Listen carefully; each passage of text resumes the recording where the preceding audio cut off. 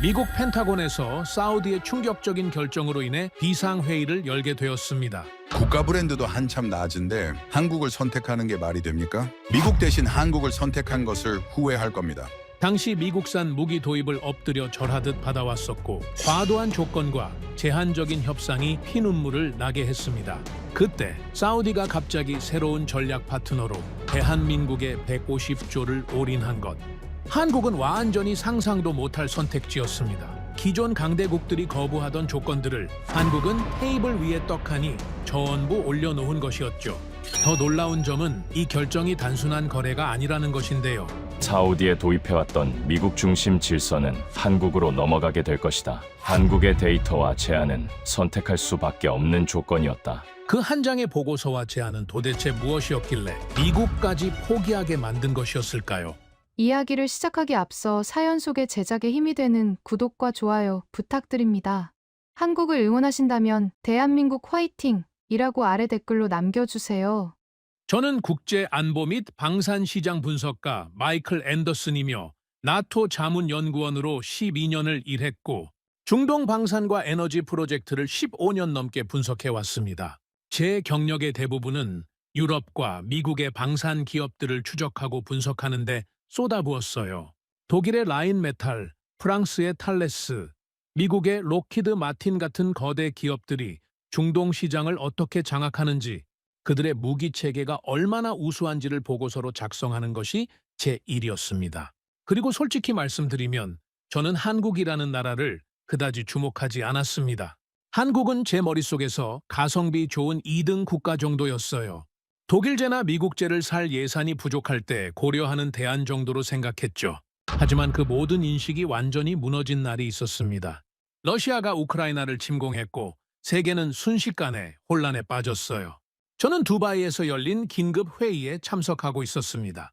사우디아라비아와 UAE의 국방 조달 담당자들, 유럽 방산업체 대표들, 그리고 저 같은 분석가들이 한자리에 모였죠. 회의실 분위기는 심각했습니다. 중동 국가들은 이미 수년 전부터 유럽 방산업체들과 대규모 계약을 맺어놓고 있었어요. 탱크, 장갑차, 미사일 방어 시스템 등 수십억 달러 규모의 무기들이 순차적으로 납품될 예정이었습니다. 그런데 전쟁이 터지자 상황이 급변했어요. 독일 업체 담당자가 먼저 입을 열었습니다. 죄송하지만 당분간 납품이 어렵습니다. 프랑스 측도 마찬가지였습니다. 우크라이나 지원이 최우선입니다. 재고를 모두 돌려야 합니다. 회의실에 침묵이 흘렀습니다. 중동 바이어들의 표정이 굳어졌어요. 저는 그 순간의 공기를 또렷이 기억합니다. 유럽의 방산 시스템은 우크라이나 전쟁으로 인해 모든 생산 능력을 전쟁 지원에 쏟아붓고 있었습니다. 독일의 레오파르트 탱크 공장은 가동률 200%를 돌리고 있었지만 그마저도 우크라이나로 향하고 있었어요. 프랑스는 자국 군대 재무장에 모든 역량을 집중하고 있었습니다. 재고는 바닥났고 중동으로 보낼 무기는 사실상 없었던 거죠. 한 UAE 관계자가 떨리는 목소리로 물었습니다. 그럼 우리는 어떻게 합니까? 계약은 이미 체결됐는데요. 대답은 없었습니다. 회의가 끝난 후 저는 호텔 방으로 돌아와 보고서를 검토했어요. 그때 한 분석가가 제출한 자료 맨 아래에 낯선 문장이 적혀 있었습니다. 한국은 즉시 공급 가능. 한국? 저는 잠시 멈칫했습니다. 한국이라는 나라가 방산 시장에서 차지하는 비중은 그리 크지 않았어요. 물론 몇몇 무기 체계가 수출되고 있다는 건 알고 있었지만 유럽이나 미국의 주요 업체들과 비교하면 미미한 수준이었죠. 그런데 즉시 공급이 가능하다니. 저는 반신반의하며 한국 방산에 대한 자료를 찾기 시작했습니다. 그리고 그날 밤 저는 제가 얼마나 무지했는지 깨닫게 되었어요. 한국은 이미 준비돼 있었습니다. 유럽이 냉전 종식 후 방산 투자를 줄이고 평화를 즐길 때 한국은 단 하루도 긴장을 늦추지 않았던 거예요. 북한이라는 변수 때문이었죠. 한국은 70년 넘게 전쟁의 위협 속에서 살아왔고 그 시간 동안 무기를 만들고 비축해왔습니다. 그리고 러시아 우크라이나 전쟁이 터진 순간 유럽은 멈췄지만 한국은 움직일 수 있었던 겁니다. 저는 그 보고서를 읽으며 생각했습니다. 독일은 멈췄고 프랑스는 준비돼 있지 않았다. 하지만 보고서 맨 아래 낯선 나라 이름이 적혀 있었다. 한국. 솔직히 말해 그땐 기대하지 않았습니다. 하지만 그날 이후 제가 믿던 방산 질서는 산산이 부서졌습니다. 다음 날 아침 사우디 측 담당자로부터 연락이 왔어요. 한국 기업들과 접촉 중입니다. 앤더슨 씨도 분석에 참여해 주시겠습니까? 저는 흔쾌히 수락했습니다. 호기심이 생겼거든요. 이 나라가 정말로 유럽을 대체할 수 있을까? 성능은 어떨까? 가격은 정말 경쟁력이 있을까? 그리고 무엇보다 왜 지금까지 저는 한국을 주목하지 않았을까? 저는 그때 몰랐습니다. 이 질문들이 제 인생 전체의 관점을 바꿔놓을 거라는 사실을요. 한국이라는 나라는 단순히 가성비 좋은 무기를 만드는 나라가 아니었습니다. 이 나라는 생존을 위해 싸워왔고 그 싸움이 세계 최고 수준의 기술로 이어진 나라였어요. 저는 그 진실을 목격하게 될 참이었습니다. 그리고 그 진실 앞에서 저는 제 자신이 얼마나 오만했는지 깨닫게 될 것이었습니다. 회의실을 나서며 저는 창밖을 바라봤습니다. 두바이의 마천루들이 석양 아래 빛나고 있었어요. 중동은 언제나 강자의 편에 서는 곳이었습니다.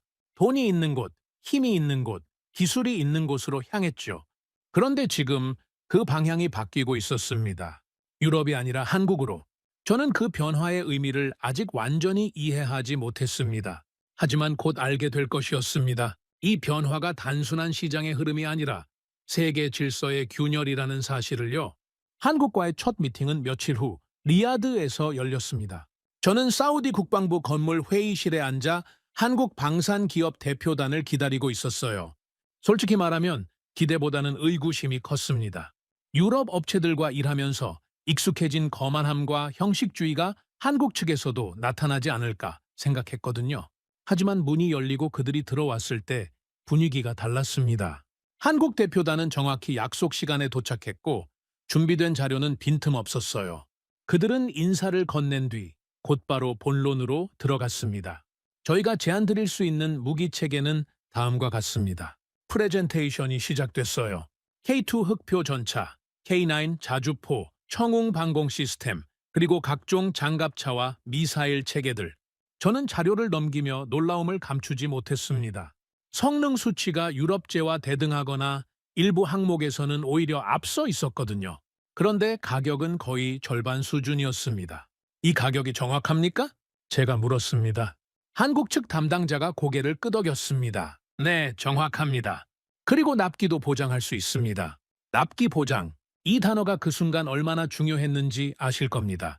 유럽 업체들은 납기를 지키지 못하고 있었고 중동은 안보 공백을 우려하고 있었으니까요. 저는 회의가 끝난 후 호텔로 돌아와 한국 방산의 역사를 본격적으로 파헤치기 시작했습니다. 그리고 놀라운 사실을 발견했어요. 한국의 무기는 시장이 아니라 전장에서 태어났습니다. 1970년대로 거슬러 올라갑니다. 당시 미국 닉슨 대통령은 주한미군 철수를 논의하고 있었어요. 한국은 버림받을 위기에 처했습니다. 북한은 여전히 위협이었고 미국은 더 이상 믿을 수 없었죠. 한국 정부는 자주 국방을 선언했습니다. 스스로 무기를 만들겠다고 결심한 거예요. 하지만 문제가 있었습니다. 기술이 없었습니다. 선진국들은 한국에게 무기를 팔지언정 만드는 방법은 가르쳐주지 않았어요. 기술 이전은 철저히 거부됐습니다. 그래서 한국은 스스로 개발하기 시작했습니다. 실패하고 또 실패하고 그렇게 수십 년을 버텼어요. 제가 자료를 읽으며 가장 인상 깊었던 대목이 있습니다. 한국은 무기를 팔기 위해 만든 게 아니었다는 점입니다. 생존하기 위해 만들었어요. 북한이라는 실존적 위협 앞에서 선택의 여지가 없었던 겁니다. 이 나라의 방사는 선택이 아니라 강요였습니다. 그리고 그 강요 속에서 기술이 축적됐고 경험이 쌓였습니다. 유럽은 냉전이 끝난 후 평화를 즐겼습니다. 방산 투자는 줄어들었고 생산 라인은 축소됐어요. 이제 전쟁은 끝났다는 낙관론이 지배했죠. 하지만 한국은 달랐습니다. 북한은 여전히 위협이었고 한국은 단 하루도 긴장을 늦추지 않았어요. 매년 무기를 만들고 비축하고 개선했습니다. 그리고 러시아 우크라이나 전쟁이 터졌을 때 그 차이가 드러났습니다. 유럽은 준비돼 있지 않았어요. 재고는 바닥났고 생산 능력은 한계에 달했습니다. 하지만 한국은 준비돼 있었습니다. 비축된 무기가 있었고 생산 라인은 가동 중이었으며 수출할 여력이 있었어요. 저는 보고서를 읽으며 깨달았습니다. 한국 무기는 전쟁 상인이 만든 게 아니라 생존자가 만든 무기였습니다. 이익을 위해서가 아니라 살아남기 위해 만들어진 거예요. 그리고 그 절박함이 세계 최고 수준의 기술로 이어진 겁니다. 며칠 후 저는 한국 기업 관계자와 따로 만날 기회가 있었습니다. 커피를 마시며 저는 물었습니다. 한국은 왜 이렇게 빨리 움직일 수 있습니까? 유럽 업체들은 몇 년씩 걸리는 일을 몇 달 만에 해내시던데요? 그는 잠시 생각하더니 대답했습니다. 저희는 선택의 여지가 없었습니다. 빨리 움직이지 않으면 살아남을 수 없었으니까요. 그의 말투에는 자부심과 동시에 쓸쓸함이 묻어 있었습니다. 한국은 평화를 누린 적이 없었어요. 항상 위협 속에서 살아왔고 그 위협이 이 나라를 강하게 만들었습니다. 저는 그때 처음으로 한국이라는 나라를 다르게 보기 시작했습니다. 이 나라는 단순히 무기를 잘 만드는 나라가 아니었어요. 이 나라는 생존의 기술을 익힌 나라였습니다. 자원도 없고 땅도 작고 강대국에 둘러싸여 있지만 그럼에도 불구하고 살아남은 나라, 그리고 그 생존의 방식이 지금 세계가 필요로 하는 것이었습니다. 저는 호텔 방으로 돌아와 보고서를 작성했습니다. 한국 방산의 경쟁력은 가격이 아니라 준비성에 있다. 이들은 전쟁을 예상하지 않은 게 아니라 항상 전쟁을 대비해왔다. 유럽이 평화를 즐길 때 한국은 생존을 준비했다. 저는 그 보고서를 제출하며 생각했습니다. 세계는 지금 한국이 필요하다고, 오만한 강자가 아니라 준비된 생존자가 필요하다고. 그리고 한국은 바로 그런 나라였습니다. 몇 달이 흘렀습니다. 저는 폴란드 바르샤바 근교의 군사시험장에 서 있었어요. 2023년 초였고 유럽은 여전히 러시아의 위협 속에서 군비를 재정비하고 있었습니다. 폴란드는 대규모 전차 도입을 앞두고 있었고 최종 후보로 독일의 러파르트 2A7과 한국의 K2 흑표가 올라 있었죠. 저는 나토 자문으로 이 비교 평가에 참여하게 됐습니다. 솔직히 말하면 결과는 뻔하다고 생각했어요. 독일의 러파르트는 세계 최고의 전차로 인정받아왔고 실전 경험도 풍부했습니다. 한국의 K2는 아무리 좋아봤자 그에 준하는 수준이겠거니 생각했죠. 하지만 시험이 시작되자 제 예상은 빗나가기 시작했습니다. 첫 번째 테스트는 기동성이었어요. 두 전차가 같은 험지 코스를 주행했습니다. 러파르트는 안정적으로 움직였지만 K2는 그보다 빨랐습니다. 능동형 서스펜션 시스템이 지형에 맞춰 실시간으로 조정되면서 속도를 유지했거든요. 폴란드 군 관계자들이 웅성거리기 시작했습니다. 두 번째 테스트는 화력이었습니다. 레오파르트는 수동 장전 방식이라 분당 발사 속도가 제한적이었어요. 하지만 K2는 자동 장전 시스템을 갖추고 있었습니다. 분당 10발 이상의 포탄을 발사할 수 있었죠. 실전에서 이 차이는 생사를 가를 수 있는 요소였습니다. 그리고 세 번째 테스트, 방어 능력. K2에는 능동 방어 시스템이 탑재돼 있었어요. 날아오는 미사일을 감지하고 요격하는 시스템이었습니다. 시험장에서 모의 미사일이 발사됐고 K2의 시스템이 작동했습니다. 요격 성공? 러파르트에는 이런 시스템이 없었어요. 저는 옆에 서 있던 독일 업체 담당자의 표정을 봤습니다. 그는 입을 다물고 있었지만 눈빛에는 당혹감이 역력했습니다. 테스트가 끝나고 회의실에 모였을 때 폴란드 국방부 관계자가 물었습니다. 가격 차이는 어느 정도입니까? 한국 측 담당자가 답했습니다. 러파르트의 약 60% 수준입니다. 회의실이 술렁였어요. 성능은 대등하거나 우수한데 가격은 절반 수준이라니. 폴란드 측은 추가 질문을 이어갔습니다. 납기는요? 계약 후 18개월 이내 첫 배치 가능합니다. 독일 측은 최소 3년을 제시하고 있었습니다. 저는 그 순간 이것이 단순한 가성비가 아니라는 걸 깨달았어요. 이것은 가성능이었습니다. 같은 값에 더 좋은 성능이 아니라 더 적은 값에 더 좋은 성능이었던 겁니다. 회의가 끝난 후 저는 한국 기술진과 이야기를 나눴습니다. 어떻게 이런 성능을 구현할 수 있었습니까? 한 엔지니어가 담담하게 대답했습니다. 필요했으니까요. 북한의 전차가 계속 진화하고 있었고 저희는 그보다 앞서야 했습니다. 선택의 여지가 없었어요. 또다시 그 말이었습니다. 선택의 여지가 없었다. 한국의 모든 기술 발전은 이 절박함에서 나온 것이었습니다. 며칠 후 폴란드는 K2 도입을 공식 발표했어요. 180대 규모의 대규모 계약이었습니다. 유럽 언론들은 충격에 빠졌죠. 독일 방산의 자존심 무너졌다는 헤드라인이 쏟아졌습니다. 저는 보고서를 작성하며 한 문장을 썼습니다. 한국 무기의 진짜 경쟁력은 성능표에 나타나지 않는다. 그것은 실전에서 증명된 설계 철학과 고객의 필요를 이해하는 유연함에 있다. 하지만 동시에 저는 씁쓸함을 느꼈습니다. 이렇게 뛰어난 성능에도 불구하고 한국은 여전히 2등급 취급을 받고 있었거든요. 중동의 바이어들은 여전히 말했습니다. 독일제를 살 돈이 있으면 독일제를 산다. 한국제는 예산이 부족할 때 고려한다. 평가 결과는 정반대인데도 말이죠. 저는 그 불합리함에 분노했습니다. 제가 한국인도 아닌데 억울했어요. 그리고 깨달았습니다. 이것은 기술의 문제가 아니라 인식의 문제라는 걸, 국가 브랜드라는 보이지 않는 벽이 한국을 가로막고 있었던 겁니다. 폴란드 평가를 마치고 저는 다시 중동으로 돌아왔습니다. UAE 아부다비에서 열린 방산 전시회에 참석하기 위해서였어요. 거대한 전시장에는 세계 각국의 방산 업체들이 부스를 차리고 있었습니다. 미국, 독일, 프랑스, 영국, 그리고 한국. 저는 전시장을 돌아다니며 각 부스의 분위기를 관찰했습니다. 미국과 독일 부스는 항상 붐볐어요. 중동 바이어들이 몰려들었고 담당자들은 여유로운 표정으로 설명을 이어갔습니다. 그들의 태도에는 자신감이 넘쳤죠. 아니, 자신감이라기보다는 오만함에 가까웠습니다. 우리 제품을 사고 싶으면 줄을 서시오라는 분위기였어요. 반면 한국 부스는 달랐습니다. 방문객은 적었고 담당자들은 한 명 한 명에게 정성껏 설명했습니다. 자료도 더 많이 준비돼 있었고 질문에 대한 답변도 즉각적이었어요. 저는 한국 부스 앞에서 멈춰 섰습니다. 전시된 K2 전차 모형 옆에 성능 비교표가 붙어 있었어요. 레오파르트, 에이브람스와의 비교 데이터였는데 모든 항목에서 동등하거나 우수했습니다. 가격은 명시돼 있지 않았지만 제가 알기론 절반 수준이었죠. 그때 옆에서 2명의 사우디 바이어가 지나가며 대화하는 소리가 들렸습니다. 한국제도 괜찮아 보이네. 그래도 우리 상사는 독일제를 선호하실 거야. 안전하니까. 성능은 비슷한데? 브랜드가 다르지. 한국은 아직 뭐랄까 믿음이 덜 가. 저는 그 대화를 들으며 주먹을 쥐었습니다. 믿음이 덜 간다니.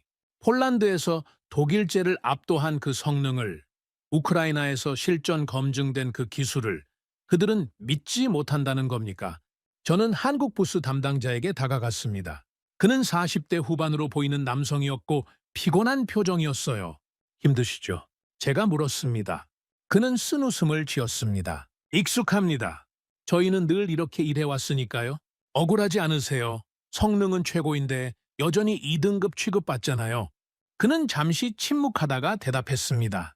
억울하죠. 하지만 어쩌겠습니까? 세상이 그렇습니다. 저희는 그저 할 수 있는 일을 할 뿐입니다.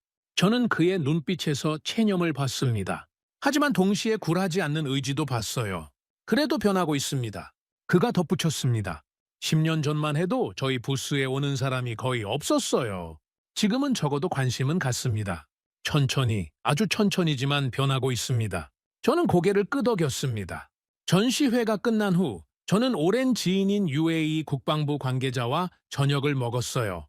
그는 20년 넘게 방산 조달 업무를 해온 베테랑이었습니다. 식사 중에 저는 물었습니다. 솔직히 물어봅니다.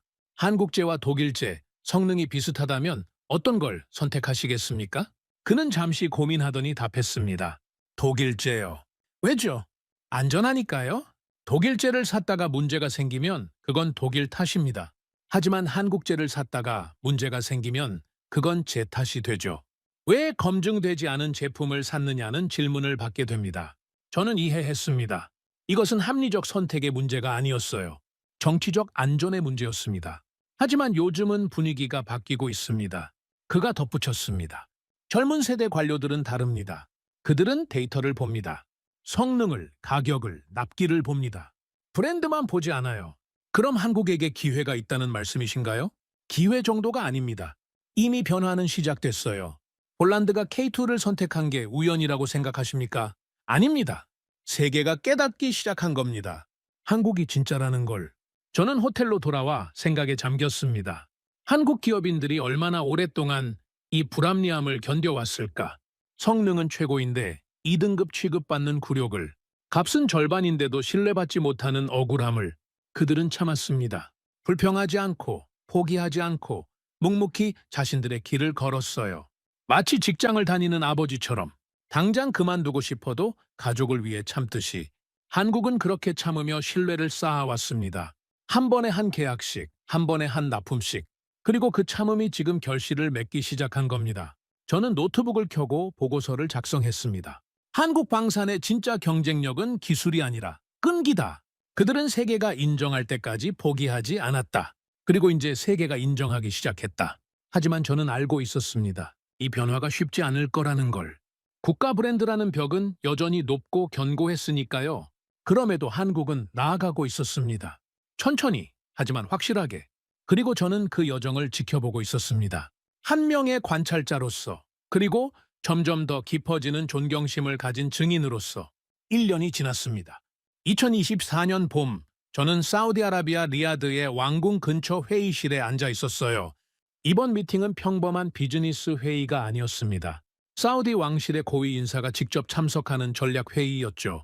회의 주제는 사우디의 방산 육성 계획이었습니다. 저는 자문 역할로 초청받았고 한국 기업 대표단도 함께 자리했어요. 회의실 분위기는 진지했습니다. 사우디 측 수석 대표가 먼저 입을 열었습니다. 우리는 더 이상 무기를 사기만 하는 나라로 남고 싶지 않습니다. 그의 목소리에는 확고한 의지가 담겨 있었어요. 사우디아라비아가 원하는 것은 메이드 인 코리아가 아닙니다. 메이드 인 사우디아라비아입니다. 저는 그 순간 중동 국가들의 진짜 목표가 무엇인지 명확히 이해했습니다. 그들은 단순한 구매자가 아니라 생산자가 되길 원했던 거예요. 회의가 진행되면서 사우디 측은 구체적인 요구사항을 제시했습니다. 기술 이전, 현지 공장 설립, 사우디 엔지니어 교육, 공동 연구 개발. 이것은 단순한 무기 판매 계약이 아니었습니다. 산업 전체를 이식하는 프로젝트였죠. 저는 속으로 생각했습니다. 미국이나 유럽 기업들이라면 이런 제안을 받아들일까?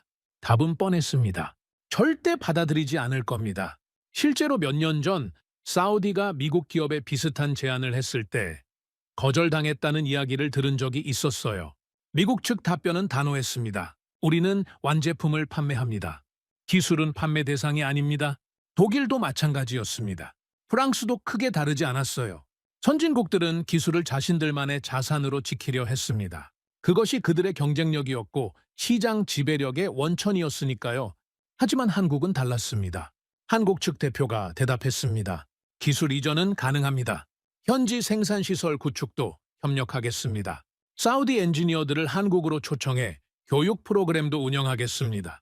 회의실에 잠시 정적이 흘렀어요. 사우디 측 인사들의 표정이 밝아졌습니다. 저는 그들의 반응을 보며 깨달았습니다. 이것이 바로 한국이 선택받는 결정적 이유였구나. 회의가 끝난 후 저는 사우디 국방부 차관과 개별 면담 기회를 가졌습니다. 그는 솔직하게 말했어요. 앤더슨 씨, 솔직히 말씀드리겠습니다. 우리는 미국이 싫어졌습니다. 저는 놀라서 그를 바라봤습니다. 왜 그렇게 생각하십니까? 그가 깊은 한숨을 쉬었습니다. 미국은 우리를 파트너로 보지 않습니다. 영원한 고객으로만 봅니다. 무기를 팔지만 만드는 법은 절대 가르쳐주지 않죠. 우리가 영원히 의존하길 원합니다. 그의 목소리에는 오랜 불만이 담겨 있었어요. 독일도 마찬가지입니다. 그들은 기술을 신성한 무언가처럼 여깁니다. 절대 나눠주지 않아요. 일본은요? 더 심합니다. 대화조차 진전이 안 됩니다. 저는 고개를 끄덕였습니다. 그가 말한 것이 사실이었으니까요. 하지만 한국은 다릅니다. 그의 표정이 부드러워졌습니다. 한국 사람들은 우리 입장을 이해합니다. 왜냐하면 그들도 과거에 똑같은 경험을 했으니까요. 기술을 받지 못해 고통받았던 나라, 선진국들에게 무시당했던 나라. 그래서 그들은 압니다. 우리가 무엇을 원하는지. 저는 잠시 생각했습니다. 한국의 역사가 떠올랐어요. 1970년대 미국에게 버림받을 뻔했던 순간 기술 이전을 거부당하고 스스로 개발해야 했던 절박함. 그 경험이 지금 한국의 강점이 되고 있었습니다. 차관이 계속 말했습니다. 중국도 기술 이전을 제안합니다. 하지만 중국은 너무 큽니다. 너무 강력하고 부담스러워요. 그들과 협력하면 우리가 종속될 것 같은 두려움이 있습니다. 일본은 어떻습니까? 제가 물었습니다. 그가 고개를 저었습니다. 일본은 너무 느립니다. 답답해요? 결정하는 데만 몇 년이 걸리고 실행은 더 오래 걸립니다. 우리에겐 시간이 없어요. 석유가 영원하지 않다는 걸 알고 있습니다. 그래서 한국입니까? 네, 한국은 빠릅니다. 유연하고 우리 말을 들어주고 함께 성장하자는 태도를 보입니다. 그게 우리가 원하는 파트너예요. 저는 그 말을 들으며 고개를 끄덕였습니다. 한국은 무섭지 않은 나라였습니다. 역사적으로 다른 나라를 침략하거나 지배한 적이 없었어요. 식민 지배를 당한 경험은 있지만 남에게 한 적은 없었죠. 그래서 중동 국가들은 한국을 신뢰할 수 있었습니다.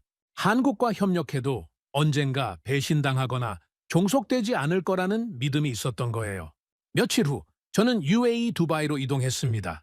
그곳에서도 비슷한 회의가 열렸어요. UAE 역시 방산산업 육성을 국가 전략으로 추진하고 있었습니다.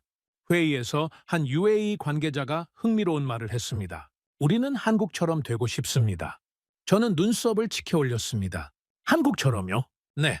자원 없이도 성공한 나라, 석유 한 방울 없이 세계 10대 경제 강국이 된 나라.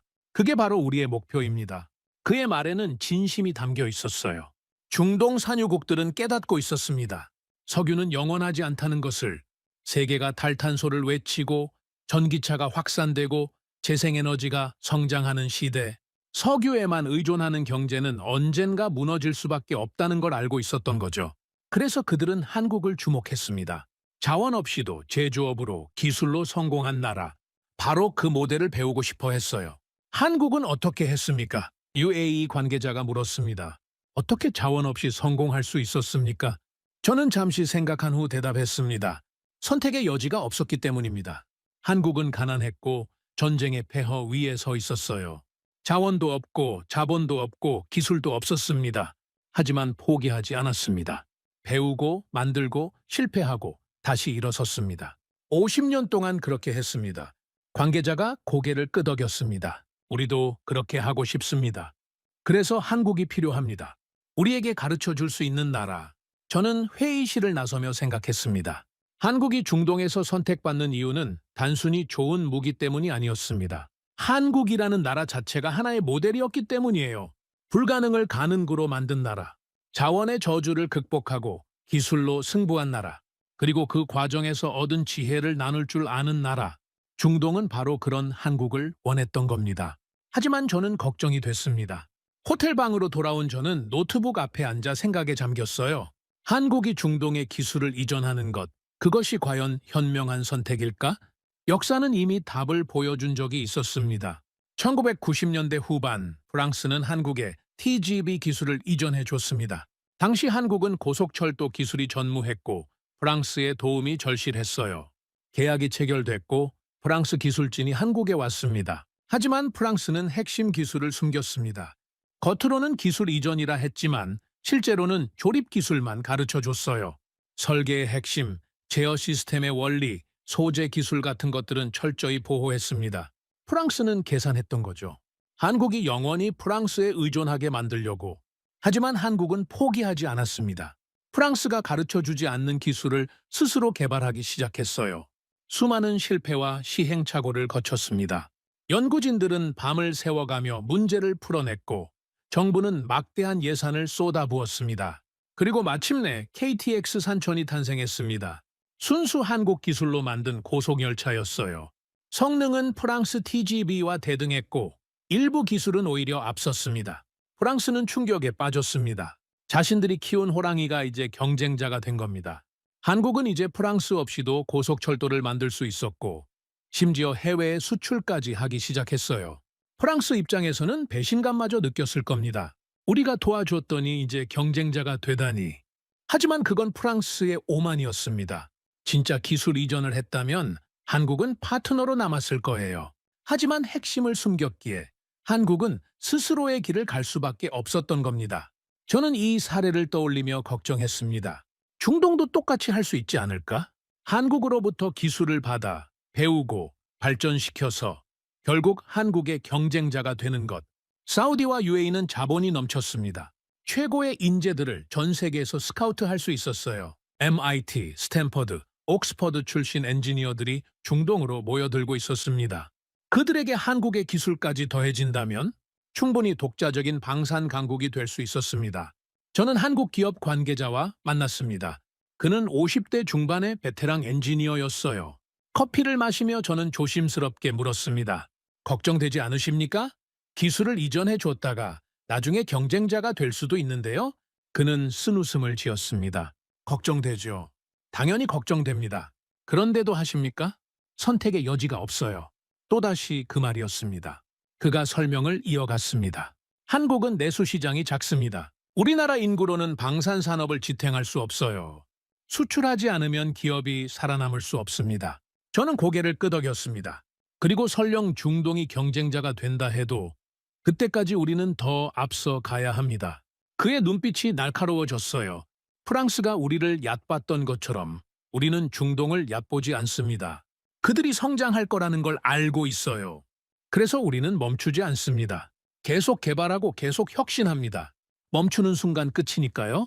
저는 감탄했습니다. 한국 기업들은 순진하지 않았어요. 위험을 알고 있었지만 그럼에도 나아가고 있었습니다. 왜냐하면 그게 살아남는 길이었으니까요. 그리고 솔직히 말씀드리면 그가 목소리를 낮췄습니다. 우리가 주는 기술이 전부는 아닙니다. 핵심 중의 핵심은 여전히 우리가 가지고 있어요. 프랑스가 우리에게 했던 것처럼 우리도 일정 부분은 보호합니다. 저는 이해했습니다. 한국도 배웠던 거예요. 프랑스로부터, 미국으로부터, 모든 선진국들로부터 기술 이전이라는 이름 아래 숨겨진 계산법을. 그래서 한국도 똑같이 하고 있었습니다. 주도의 전부를 주지는 않고 가르치되 핵심은 남기고 그 사이에 더 앞선 기술을 개발하고 하지만 위험은 여전히 존재합니다. 제가 말했습니다. 중동 국가들이 한국처럼 스스로 개발해낼 수도 있잖아요. 그가 한숨을 쉬었습니다. 그럴 수도 있죠. 우리도 그렇게 했으니까요. 하지만 그건 우리가 통제할 수 있는 영역이 아닙니다. 우리가 할 수 있는 건 그들보다 항상 앞서가는 것뿐입니다. 저는 커피를 마시며 생각했습니다. 한국은 호랑이를 키우고 있었습니다. 언젠가 자신을 위협할 수도 있는 호랑이를. 하지만 그것이 한국이 선택한 길이었어요. 위험을 감수하면서라도 시장을 확보하고 산업을 키우고 살아남는 길. 그리고 저는 깨달았습니다. 이것이 바로 생존자의 방식이라는 것을. 강자는 위험을 회피합니다. 편안한 자리를 지키려 하죠. 하지만 생존자는 위험을 감수합니다. 위험을 피하면 도태되고 감수해야 살아남을 수 있으니까요. 한국은 그렇게 살아왔습니다. 그리고 지금도 그렇게 살아가고 있었어요. 저는 호텔방으로 돌아와 보고서를 작성했습니다. 한국의 기술 이전 전략은 양날의 검이다.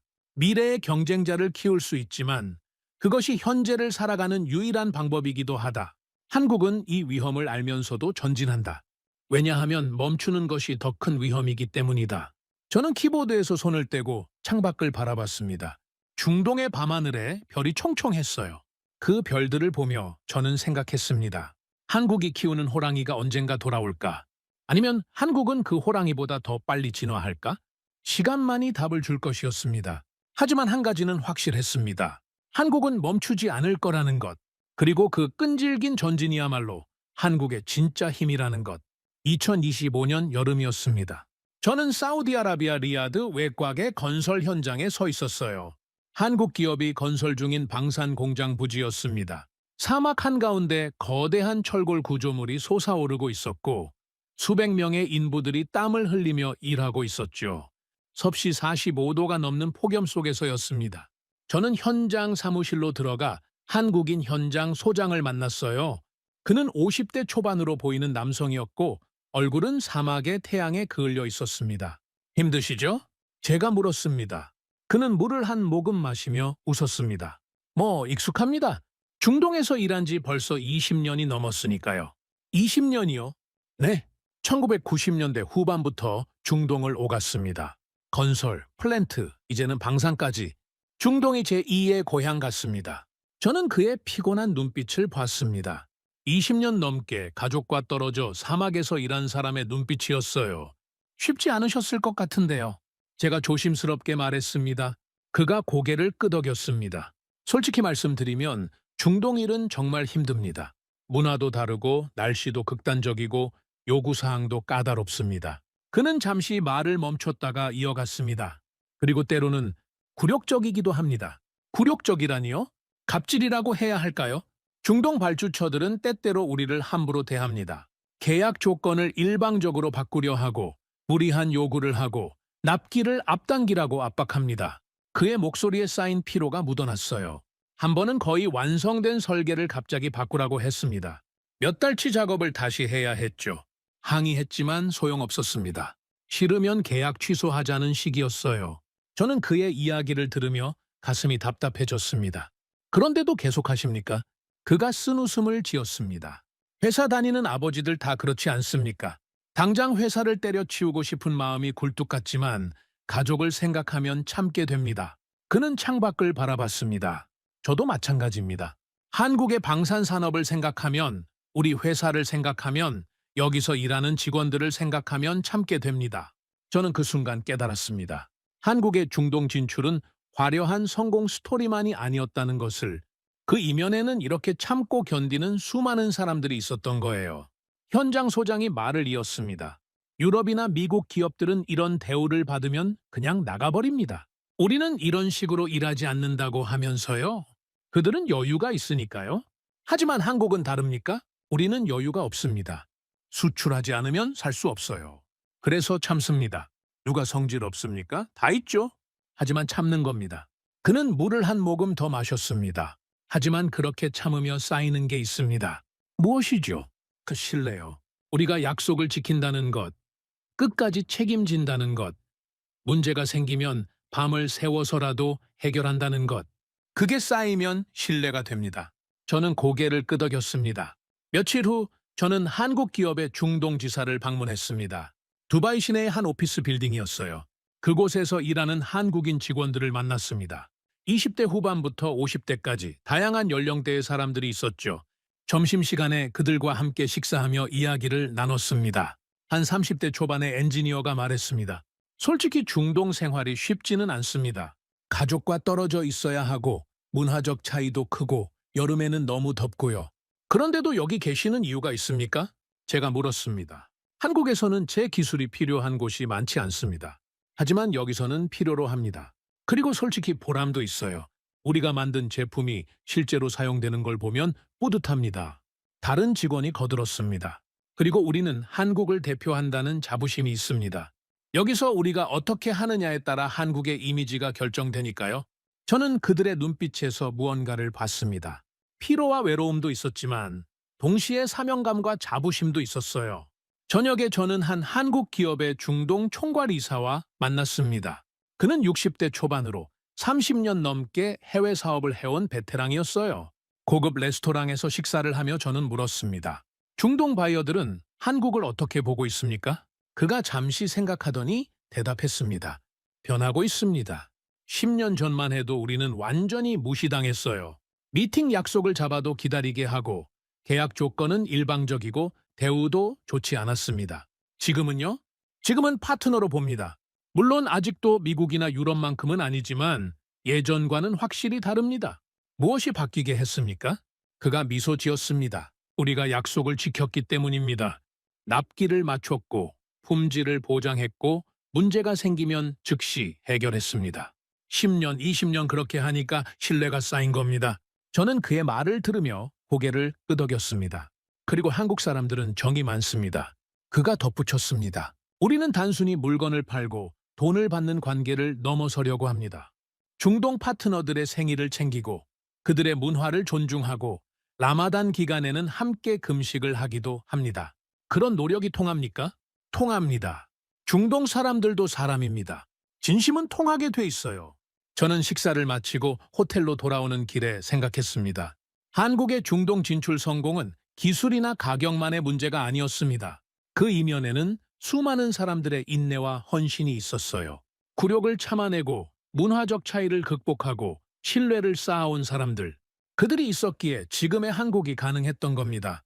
저는 노트북을 열고 보고서를 작성했습니다. 한국의 중동 진출은 화려해 보이지만 그 이면에는 수많은 사람들의 눈물과 땀이 있다. 그들은 참았다. 불합리함에도, 굴욕에도, 외로움에도. 그리고 그 참음이 신뢰로 바뀌었고 신뢰가 성공으로 이어졌다. 다음 날 저는 한국 기업의 중동 고객 서비스 센터를 방문했습니다. 24시간 운영되는 곳이었어요. 중동 시간대에 맞춰 한국인 엔지니어들이 교대로 근무하고 있었습니다. 센터장이 설명했습니다. 중동 고객들이 문제를 제기하면 즉시 대응합니다. 밤이든 낮이든 상관없이 달려갑니다. 미국이나 유럽 기업들은 어떻습니까? 그들은 정해진 근무 시간에만 대응합니다. 주말이나 휴일에는 연락이 안 되는 경우도 많고요. 그래서 한국 기업이 선호되는 겁니까? 그렇습니다. 우리는 빠릅니다. 유연하고요. 중동 바이어들이 좋아하는 부분입니다. 저는 센터를 둘러보며 야근하는 직원들을 봤습니다. 피곤한 얼굴이었지만 누구도 불평하지 않았어요. 그들은 묵묵히 자기 일을 하고 있었습니다. 저는 그 모습을 보며 깨달았습니다. 한국의 경쟁력은 기술만이 아니라는 것을. 끝까지 책임지는 태도, 빠른 대응, 고객을 위한 헌신, 그것이 한국을 선택하게 만드는 진짜 이유였습니다. 2026년 1월, 저는 서울에 있었습니다. 에나토 자문 업무차 한국을 방문하게 된 겁니다. 15년 넘게 중동 방산 시장을 분석하면서도 정작 한국 본토를 방문하는 건 이번이 처음이었어요. 인천공항에 내렸을 때 저는 긴장했습니다. 그동안 보고서로만 분석하던 나라를 이제 직접 보게 되는 거니까요. 공항에서 서울로 향하는 고속도로를 달리며 저는 창밖을 바라봤습니다. 깔끔한 도로, 질서전견한 교통체계, 곳곳에 솟아오른 현대식 빌딩들, 이 모든 것이 70년 전만 해도 폐허였다는 사실이 믿기지 않았어요. 첫 일정은 한국의 방산기업 본사 방문이었습니다. 경기도 어느 산업단지에 위치한 거대한 공장이었어요. 공장장이 저를 안내했습니다. 이곳이 K2 전차를 생산하는 라인입니다. 거대한 공장 내부에서 수십 대의 전차가 조립되고 있었습니다. 로봇 팔들이 정밀하게 움직이고 기술자들이 세심하게 점검하고 있었어요. 놀랍습니다. 제가 감탄했습니다. 이 모든 기술이 자체 개발입니까? 대부분 그렇습니다. 초기에는 외국 기술을 참고했지만 지금은 90% 이상이 우리 기술입니다. 공장장이 자랑스럽게 말했습니다. 저는 생산 라인을 따라 걸으며 각 공정을 살펴봤습니다. 장갑 제작, 엔진 조립, 화력 시스템 통합, 전자 장비 설치, 모든 과정이 체계적이고 정밀했어요. 한 달에 몇 대를 생산할 수 있습니까? 제가 물었습니다. 최대 가동 시 월 15대 정도 가능합니다. 필요하면 더 늘릴 수도 있고요. 저는 놀랐습니다. 유럽 업체들은 월 5대에서 7대 정도가 평균이었거든요. 어떻게 이런 생산 속도가 가능합니까? 우리는 항상 전쟁을 대비해왔습니다. 공장장이 진지하게 대답했습니다. 북한의 위협은 언제나 현실입니다. 그래서 우리는 빠르게 생산할 수 있는 체계를 갖춰야 했어요. 여유를 부릴 수 없었습니다. 또다시 그 말이었습니다. 여유를 부릴 수 없었다. 선택의 여지가 없었다. 한국의 모든 것이 이 절박함에서 나왔습니다. 다음 날 저는 한국 국방부 관계자들과 회의를 가졌습니다. 서울 용산의 한 회의실에서였어요. 회의 주제는 한국의 방산 수출 전략이었습니다. 한 국방부 관계자가 프레젠테이션을 시작했습니다. 한국 방산의 목표는 단순한 수출이 아닙니다. 우리는 파트너십을 구축하고 있습니다. 화면에 세계 지도가 나타났어요. 중동, 유럽, 아시아, 남미 곳곳에 한국 방산의 협력 지점들이 표시돼 있었습니다. 우리는 각 지역의 필요에 맞춰 맞춤형 솔루션을 제공합니다. 단순히 무기를 파는 게 아니라 함께 성장하는 파트너가 되려고 합니다. 저는 화면을 보며 생각했습니다. 이것이 한국의 전략이구나. 강자처럼 군림하는 게 아니라 파트너로서 함께 가는 것. 회의가 끝난 후 한 국방부 관계자와 개별 면담을 가졌습니다. 그는 40대 후반의 정책 담당자였어요. 솔직히 물어보겠습니다. 제가 말했습니다. 한국은 왜 이렇게 방산에 집중합니까? 다른 산업도 많은데요. 그가 잠시 생각하더니 대답했습니다. 생존 때문입니다. 한국은 항상 위협 속에서 살아왔습니다.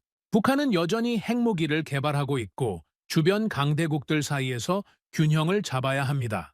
그는 창밖을 바라봤습니다. 그리고 세계 질서가 변하고 있습니다. 미국 트럼프 대통령은 과거는 중요하지 않다고 말합니다. 그는 동맹에게 기여를 요구하죠. 한국이 기여할 수 있다라는 말씀입니까? 네. 우리는 방산으로, AI로, 원전으로, 우주 기술로 기여할 수 있습니다. 그래서 미국에게 필요한 동맹으로 남을 수 있어요. 그의 목소리에 긴장감이 묻어났습니다. 하지만 언젠가 우리가 쓸모 없어지면 그럼 버려질 수도 있습니다. 냉혹한 현실입니다.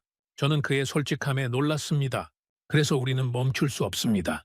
계속 발전하고 계속 기여하고 계속 필요한 나라로 남아야 합니다. 저는 고개를 끄덕였습니다. 한국은 알고 있었습니다. 세계가 얼마나 냉혹한지, 동맹이라는 이름 뒤에 숨겨진 이해관계를 그래서 준비하고 있었던 거예요. 며칠 후 저는 판문점을 방문했습니다. 남북 분단의 현장이었죠. DMZ 철책선 너머로 북한 땅이 보였습니다. 가이드가 설명했습니다. 저 너머에 북한군이 주둔하고 있습니다. 항상 긴장 상태입니다. 저는 철책선을 바라보며 깨달았습니다. 한국에게 평화는 한 번도 당연한 것이 아니었다는 것을. 매일이 위협이었고 매일이 전쟁 직전이었어요. 그 긴장 속에서 70년을 버텨온 나라. 그리고 그 긴장이 이 나라를 강하게 만들었습니다. 서울로 돌아오는 길에 저는 한강을 바라봤습니다. 겨울 해가 강물에 반짝이고 있었어요. 강 너머로 서울의 스카이라인이 펼쳐져 있었습니다. 롯데월드타워, 63빌딩, 남산타워. 이 모든 것이 자원 하나 없는 나라에서 이뤄낸 기적이었습니다. 저는 생각했습니다. 한국은 방산만 잘하는 나라가 아니었습니다. 반도체, 조선, 자동차, 전자, 문화 콘텐츠. 모든 분야에서 세계적 경쟁력을 갖춘 나라였어요. 어떻게 이것이 가능했을까? 답은 명확했습니다. 선택의 여지가 없었기 때문입니다. 자원도 없고 땅도 작고 강대국에 둘러싸인 나라. 살아남으려면 강해져야 했고 강해지려면 발전해야 했어요. 그래서 한국은 멈추지 않았습니다. 귀국 전날 밤 저는 호텔방에서 마지막 보고서를 작성했습니다. 한국은 준비돼 있었다. 유럽이 평화를 즐길 때 한국은 전쟁을 대비했다. 세계가 안주할 때 한국은 발전했다. 그리고 지금 세계가 한국을 필요로 한다. 저는 문장을 하나 더 추가했습니다. 한국의 성공은 운이 아니라 준비의 결과다. 이 나라는 70년 동안 생존을 위해 싸워왔고 그 싸움이 세계 최고 수준의 기술과 산업을 만들어냈다. 그리고 마지막 문장을 썼습니다. 세계는 이제 한국을 다시 봐야 한다. 가성비 좋은 2등 국가가 아니라 준비된 생존자로서 그리고 미래를 이끌어갈 파트너로서. 저는 보고서를 저장하고 창밖을 바라봤습니다. 서울의 야경이 빛나고 있었어요. 이 나라는 아름다웠습니다. 하지만 그 아름다움 뒤에는 수많은 사람들의 희생과 헌신이 있었습니다. 그리고 그것이 바로 한국의 진짜 모습이었습니다. 화려하지만 치열하고 성공적이지만 절박한 그렇게 살아온 나라. 그리고 앞으로도 그렇게 살아갈 나라. 저는 한국을 떠나며 확신했습니다. 이 나라는 멈추지 않을 것이라고. 그리고 세계는 계속 한국을 필요로 할 것이라고. 서울을 떠나 런던으로 돌아온 저는 이상한 기분이 들었습니다. 15년 넘게 방산시장을 분석해왔지만 이번처럼 깊이 생각에 잠긴 적은 없었어요. 한국이라는 나라가 제 안에서 계속 맴돌았습니다. 런던 사무실로 복귀한 첫날, 저는 나토 본부에서 온 긴급회의 요청을 받았습니다. 브뤼셀로 가는 유로스타를 타고 가며 저는 회의 자료를 검토했어요. 주제는 유럽 방산 산업의 재건이었습니다. 러시아 우크라이나 전쟁 이후 유럽의 방산 능력이 얼마나 취약한지 드러났고 이를 복구하기 위한 전략 회의였죠. 회의실에는 각국의 방산 전문가들이 모여 있었습니다. 독일, 프랑스, 영국, 이탈리아 대표들이었어요. 회의가 시작되자 독일 대표가 먼저 발언했습니다. 우리는 생산 능력을 2배로 늘려야 합니다. 하지만 최소 5년은 걸릴 것입니다. 프랑스 대표가 거들었습니다. 인력도 문제입니다. 숙련된 기술자들이 부족합니다. 저는 손을 들었습니다. 질문 하나 하겠습니다. 우리가 5년 동안 재건하는 동안 한국은 어디까지 갈까요? 회의실이 조용해졌어요. 한국은 지금 폴란드에 수백 대의 전차를 납품하고 있습니다. 중동 국가들과는 수십억 달러 규모의 계약을 체결했고요. 그들은 멈추지 않습니다. 독일 대표가 불편한 표정으로 말했습니다. 하지만 한국은 여전히 우리만큼의 기술력은 없습니다. 저는 고개를 저었습니다. 그렇지 않습니다. 제가 직접 폴란드 테스트 현장에서 봤습니다. K2 전차는 레오파르트 2A7과 대등하거나 일부 영역에서 우수합니다. 회의실이 술렁였습니다. 게다가 가격은 절반이고 납기는 절반입니다. 우리가 5년을 준비하는 동안 한국은 이미 세계 시장을 장악할 겁니다. 영국 대표가 물었습니다. 그럼 어떻게 해야 합니까? 저는 잠시 침묵했습니다. 사실 답은 없었어요. 유럽은 이미 늦었습니다. 평화를 즐기며 방산 투자를 줄인 대가를 치르고 있었던 거죠. 회의가 끝난 후 저는 프랑스 대표와 커피를 마셨습니다. 그는 60대의 베테랑 분석가였어요. 솔직히 말하면 그가 한숨을 쉬었습니다. 우리는 한국을 얕봤습니다. 1990년대에 TGV 기술을 이전해 줄 때만 해도 그들이 영원히 우리에게 의존할 거라 생각했죠. 하지만 그들은 독립했습니다. 제가 말했습니다. 그렇습니다. 우리가 핵심 기술을 숨겼는데도 그들은 스스로 만들어냈어요. 지금 KTX는 TGV와 대등합니다. 어떤 면에서는 더 낫고요. 그가 쓴웃음을 지었습니다. 우리는 호랑이를 키웠습니다. 그리고 이제 그 호랑이가 우리를 위협하고 있어요. 저는 그의 말을 들으며 생각했습니다. 중동도 똑같이 하려는 게 아닐까. 한국으로부터 기술을 받아 배우고 발전시켜서 결국 독립하는 것. 하지만 한국은 알면서도 그 길을 가고 있었습니다. 왜일까? 며칠 후 저는 미국 국방부 관계자와 화상회의를 했습니다. 그는 워싱턴에서 동아시아 안보를 담당하는 고위 관료였어요. 한국의 방산 수출이 미국의 이익에 부합한다고 보십니까? 그가 직설적으로 물었습니다. 저는 잠시 고민했습니다. 단기적으로는 그렇습니다. 한국이 유럽과 중동에 무기를 공급함으로써 미국의 동맹국들이 러시아와 중국에 대항할 수 있습니다. 장기적으로는요? 문제가 될 수 있습니다. 한국이 너무 강해지면 미국에 덜 의존하게 될 겁니다. 그가 고개를 끄덕였습니다. 그게 바로 우리가 걱정하는 부분입니다. 저는 그의 표정을 살폈습니다. 하지만 한국을 억제할 수는 없습니다. 제가 말했습니다. 한국은 이미 자립 능력을 갖췄어요. 기술도 있고 생산 능력도 있고 시장도 확보했습니다. 미국이 압박하면 그들은 다른 길을 찾을 겁니다. 다른 길이라니요? 중동과의 관계를 더욱 강화하거나 유럽과의 독자적인 협력을 확대하거나 어쩌면 미국 없이도 살아남을 준비를 할 겁니다. 그가 침묵했습니다. 저는 계속 말했습니다. 한국은 이미 한 번 버림받을 뻔했습니다. 1970년대 미국이 주한미군 철수를 논의했을 때 그때 한국은 배웠어요. 동맹도 믿을 수 없다는 것을. 그래서 스스로 강해졌습니다. 그래서 우리가 어떻게 해야 합니까? 그가 물었습니다. 저는 솔직하게 대답했습니다. 한국을 진짜 파트너로 대해야 합니다. 일방적인 요구가 아니라 상호 존중하는 관계로요. 그렇지 않으면 한국은 떠날 겁니다. 회의가 끝난 후 저는 생각에 잠겼습니다. 세계 질서가 변하고 있었습니다. 미국 중심의 일방적인 체제는 더 이상 작동하지 않았어요. 동맹국들도 이제는 자신의 목소리를 내기 시작했고 한국은 그 선두에 있었습니다. 다음 주 저는 다시 중동으로 날아갔습니다. 사우디아라비아에서 열리는 방산 전시회에 참석하기 위해서였어요. 전시회장에 들어서자 놀라운 광경이 펼쳐졌습니다. 한국 부스가 가장 크고 화려했어요. 2년 전만 해도 구석에 작은 부스를 차렸던 한국이 이제는 중앙홀을 차지하고 있었습니다. 미국과 유럽 부스보다 더 많은 사람들이 몰려 있었어요. 저는 한국 부스로 걸어갔습니다. 그곳에서 예전에 만났던 한국 기업 담당자를 다시 만났습니다. 앤더슨 박사님, 오랜만입니다. 그가 반갑게 인사했습니다. 많이 달라졌네요. 제가 부스를 둘러보며 말했습니다. 네, 2년 전과는 확실히 다릅니다. 이제는 바이어들이 먼저 찾아옵니다. 기분이 어떠십니까? 그가 잠시 생각하더니 대답했습니다. 감개무량합니다. 20년 넘게 무시당하고 2등 취급받고 그렇게 살아왔는데 이제는 인정받는 것 같아요. 그의 눈가가 촉촉해졌습니다. 하지만 여전히 갈 길이 멉니다. 우리는 만족하지 않습니다. 계속 나아가야 해요. 저는 그의 손을 잡았습니다. 당신들은 충분히 해냈습니다. 자랑스러워 하셔도 됩니다.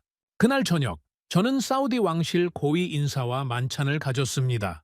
그는 사우디의 방산 육성 프로젝트를 총괄하는 사람이었어요. 한국과의 협력은 어떻게 진행되고 있습니까? 제가 물었습니다. 완벽합니다. 그들은 약속을 지킵니다. 납기도 맞추고 기술 이전도 성실하게 진행하고 있어요. 그가 만족스러운 표정으로 말했습니다. 10년 후 사우디를 상상해 보십시오. 우리는 자체 방산 산업을 갖출 겁니다. Made in Saudi Arabia. 그게 우리의 꿈입니다. 한국이 그 꿈을 도와주고 있군요. 그렇습니다.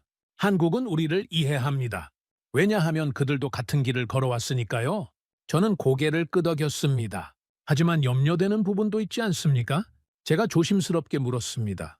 언젠가 사우디가 독립하면 한국과 경쟁하게 될 수도 있는데요. 그가 웃었습니다. 물론입니다. 하지만 그게 성장 아닙니까? 한국도 그렇게 성장했어요. 선진국들로부터 배우고 독립하고 이제는 선생님이 됐습니다. 저는 그의 말에 깊이 공감했습니다. 이것이 건강한 관계였습니다. 일방적인 의존이 아니라 함께 성장하는 파트너십. 한국은 그것을 이해하고 있었고 중동도 그것을 원하고 있었습니다. 2026년 1월 말 저는 런던 사무실에서 최종 보고서를 작성하고 있었습니다. 15년간의 연구와 관찰을 정리하는 작업이었어요. 제목은 이렇게 정했습니다. 한국 방산의 부상 준비된 생존자가 세계를 바꾸다. 보고서를 쓰며 저는 지난 몇 년간의 여정을 돌이켜봤습니다. 처음 한국을 알게 된 두바이의 그 긴급 회의, 폴란드 시험장에서 목격한 K2의 성능, 중동 현장에서 만난 한국 기업인들의 땀과 눈물, 서울에서 느낀 이 나라의 저력, 모든 것이 하나의 이야기로 연결됐습니다. 한국은 팔기 위해 무기를 만든 나라가 아니었습니다. 살아남기 위해 만들었고 그 준비가 지금 세계를 살리고 있었어요. 저는 키보드를 두드리며 핵심 내용을 정리했습니다. 첫째, 한국의 성공은 운이 아니라 준비의 결과입니다. 70년 동안 북한의 위협 속에서 살아오며 단 하루도 긴장을 늦추지 않았어요. 유럽이 평화를 즐길 때 한국은 전쟁을 대비했습니다.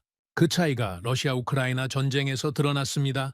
둘째, 한국의 경쟁력은 기술만이 아닙니다. 유연함, 빠른 실행, 고객에 대한 존중, 끝까지 책임지는 태도. 이 모든 것이 한국을 선택하게 만드는 이유였어요. 셋째, 한국은 파트너로서 신뢰할 수 있습니다. 다른 나라를 침략한 역사가 없고 기술 이전에 유연하며 함께 성장하려는 태도를 보입니다. 중동 국가들이 한국을 선택하는 결정적 이유였죠. 넷째, 한국의 전략은 위험을 감수합니다. 기술 이전으로 미래의 경쟁자를 키울 수 있지만 그것이 지금 살아남는 방법이에요. 그리고 한국은 경쟁자가 성장하는 동안 더 앞서 나갈 준비를 하고 있습니다. 다섯째, 세계 질서가 변하고 있습니다. 미국 중심의 일방적 체제는 약화되고 한국 같은 중견 강국들이 부상하고 있어요. 앞으로의 세계는 협력과 상호 존중의 네트워크로 재편될 것입니다. 저는 보고서를 쓰며 한 가지 확신하게 됐습니다. 한국의 성공은 단순한 방산 산업의 부상이 아니라는 것. 이것은 하나의 모델이었습니다. 자원 없이도 작은 나라라도 절박함을 힘으로 바꾸면 성공할 수 있다는 증명. 그리고 그 모델은 전 세계 많은 나라들에게 희망을 주고 있었습니다. 보고서의 마지막 장을 쓰기 시작했습니다. 결론 및 전망. 저는 신중하게 문장을 선택했습니다. 나는 오랫동안 강대국의 무기만 분석해왔습니다. 나토 자문으로 12년, 중동 방산 분석가로 15년을 일하며 미국과 유럽의 무기 체계가 세계 최고라고 믿어왔습니다. 하지만 지금 세계가 필요로 하는 것은 오만한 강자가 아니라 준비된 생존자입니다. 한국은 팔기 위해 무기를 만든 나라가 아닙니다. 살아남기 위해 만들었고 그 준비가 지금 세계를 살리고 있습니다. 저는 잠시 손을 멈추고 창밖을 바라봤습니다. 런던의 겨울 하늘이 잿빛으로 물들어 있었어요. 하지만 제 마음속에는 희망이 있었습니다. 한국이 보여준 가능성, 작은 나라도 자원이 없어도 절박함을 힘으로 바꾸면 세계를 바꿀 수 있다는 증명. 저는 다시 키보드를 두드렸습니다. 한국의 미래는 밝습니다. 하지만 그 밝은 미래는 저절로 오지 않을 것입니다. 한국은 계속 달려야 합니다. 멈추는 순간 추월당할 테니까요. 중동 국가들은 성장하고 있고 중국은 추격하고 있으며 미국과 유럽도 재건을 시작했습니다. 하지만 저는 한국을 믿습니다. 왜냐하면 이 나라는 70년 동안 그렇게 살아왔으니까요. 절박함 속에서 희망을 찾고 위기 속에서 기회를 만들고 불가능을 가능으로 바꿔온 나라. 그리고 무엇보다 멈추지 않는 나라. 저는 마지막 문장을 썼습니다. 한국은 이제 선택받는 나라가 아니라 기준이 되는 나라입니다. 보고서를 저장하고 저는 깊은 숨을 내쉬었습니다. 이것이 제가 15년간 관찰한 한국의 진실이었습니다. 며칠 후 보고서는 나토 본부와 주요 방산 기업들에 배포됐습니다. 반응은 뜨거웠어요. 어떤 이들은 충격받았고 어떤 이들은 반발했으며 어떤 이들은 깊이 공감했습니다. 독일의 한 분석가로부터 이메일이 왔습니다. 당신의 보고서를 읽고 충격받았습니다. 우리가 얼마나 안주했는지 깨달았어요. 프랑스의 한 국방부 관계자는 이렇게 썼습니다. 우리는 한국을 과소평가했습니다. 이제는 배울 때입니다. 하지만 가장 인상 깊었던 반응은 한국에서 왔습니다. 제가 서울에서 만났던 그 국방부 관계자가 이메일을 보냈어요. 앤더슨 박사님, 보고서 잘 읽었습니다. 외국인의 시각에서 본 한국이 새로웠습니다. 감사합니다. 하지만 한 가지 말씀드리고 싶습니다. 우리는 아직 만족하지 않습니다. 갈 길이 멉니다. 우리는 계속 달릴 겁니다. 왜냐하면 그게 우리가 살아온 방식이고 살아갈 방식이니까요. 저는 그 이메일을 읽으며 미소 지었습니다. 바로 그거였습니다. 한국의 진짜 힘, 만족하지 않고 멈추지 않고 계속 나아가는 것. 2026년 2월 초, 저는 마지막으로 중동을 방문했습니다. UAE에서 한국 기업들과 중동 바이어들이 모이는 포럼이 열렸거든요. 포럼장에 들어서자 놀라운 광경이 펼쳐졌습니다. 한국어 통역 부스가 여러 개 설치돼 있었고 한국 국기가 중앙에 걸려 있었어요. 2년 전만 해도 상상할 수 없는 모습이었습니다. 포럼이 시작되자 UAE 국방부 장관이 개회사를 했습니다. 한국은 우리의 파트너입니다. 함께 성장하고 함께 미래를 만들어갈 파트너입니다. 우리는 한국으로부터 배웁니다. 자원 없이도 성공할 수 있다는 것을, 절박함을 힘으로 바꿀 수 있다는 것을. 박수가 터져 나왔습니다. 저도 함께 박수를 쳤어요. 그리고 깨달았습니다. 이것이 바로 한국이 세계에 주는 선물이라는 것을. 기술이나 무기가 아니라 희망과 가능성, 작은 나라도 할 수 있다는 증명. 포럼이 끝난 후 저는 호텔 방으로 돌아와 노트북을 열었습니다. 개인 블로그의 마지막 글을 쓰기로 했어요. 제목은 한국에게 배운 것들이었습니다. 나는 한국이라는 나라를 처음 알게 된 지 4년이 됐다. 그 4년 동안 나는 이 나라로부터 많은 것을 배웠다. 첫째, 준비의 힘. 유럽이 놀 때 준비한 나라가 위기에서 승리한다. 둘째, 끈기의 힘. 20년, 30년을 참고 견디면 결국 인정받는다. 셋째, 겸손의 힘. 강해져도 파트너를 존중하는 나라가 진짜 강한 나라다. 넷째, 위기를 기회로 바꾸는 힘. 절박함은 약점이 아니라 강점이 될 수 있다. 다섯째, 멈추지 않는 힘. 만족하지 않고 계속 나아가는 나라가 미래를 만든다. 저는 마지막 문단을 썼습니다. 나는 오랫동안 강대국만 분석해왔다. 하지만 이제 안다. 세계의 미래는 강대국이 아니라 준비된 생존자들이 만든다는 것을. 그리고 한국은 그 선두에 있다. 글을 올리고 저는 창밖을 바라봤습니다. 두바이의 밤하늘에 별이 빛나고 있었어요. 그 별들을 보며 저는 생각했습니다. 한국의 여정은 계속될 것이고 저는 그 여정을 지켜볼 것이라고. 한 명의 관찰자로서, 그리고 깊은 존경심을 가진 증인으로서. 여러분은 어떻게 생각하십니까? 한국이 세계 방산 시장에서 이룬 성취, 그리고 앞으로 나아갈 방향에 대해. 자원 하나 없던 나라가 전쟁의 폐허에서 일어나 이제는 세계가 주목하는 기술 강국이 된 대한민국. 그 저력은 어디서 나온 것일까요? 바로 포기하지 않는 정신, 준비하는 자세, 그리고 끝까지 책임지는 태도에서 나온 것입니다. 우리는 이 나라의 국민으로서 자랑스러워해도 됩니다. 구독과 좋아요로 응원해 주시면 더욱 재미있는 이야기로 찾아뵙겠습니다. 해외 감동 사연을 소개해드리는 스페셜 코리아였습니다. 감사합니다.